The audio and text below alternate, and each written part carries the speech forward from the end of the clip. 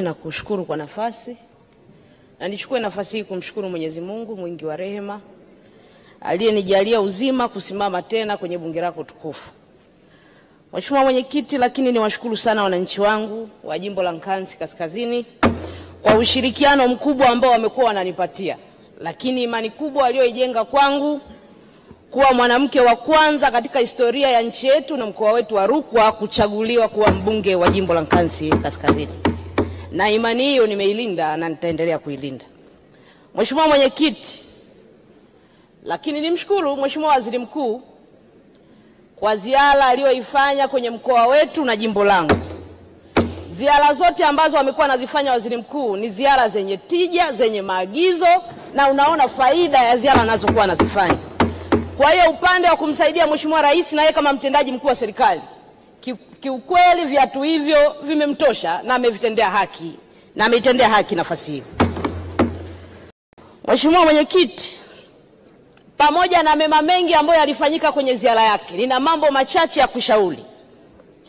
Kabla sijaenda kwenye kushauri, jana amekamatwa Mheshimiwa Mwenyekiti wa Chadema, Mheshimiwa Tundu Antipas Mugwai Lissu, amekamatwa Ruvuma. Tungependa serikali, kwa kuwa yule ni kiongozi mkuu wa chama kikuu cha upinzani, taarifa za kukamatwa kwake na sababu ziwekwe hadharani, wa Tanzania wazijue, na taarifa itendeke kama Mtanzania mwingine. Taarifa Mheshimiwa. Taarifa. Asante sana Mheshimiwa Mwenyekiti.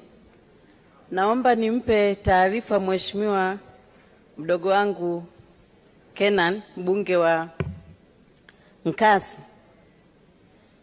Kwa kweli ningekuwa mimi nafasi yako, nisingesimama kumsemea kiongozi asiye na heshima kama yule. Nisingethubutu.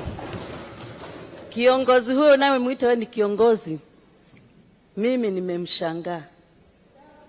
Yaani badala ya kuongea na wananchi mambo ya msingi, ameenda kupeleka matusi na kuwadharau wananchi wa Nyasa kwa kuwasemea matusi ya viongozi wao.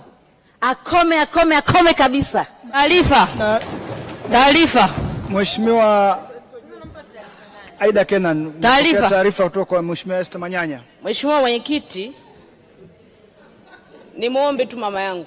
Nimelelewa, nimefundishwa. Yule ni mama yangu na amekuwa mkuu wangu wa mkoa wa Rukwa.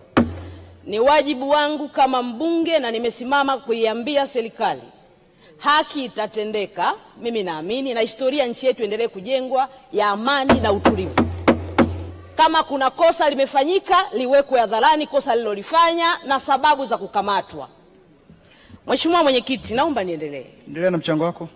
Mheshimiwa Mwenyekiti, pamoja na mambo mengi yaliyofanyika na serikali, nina ushauri kwenye mambo kadhaa. Jambo la kwanza, Mheshimiwa Waziri Mkuu, mwaka jana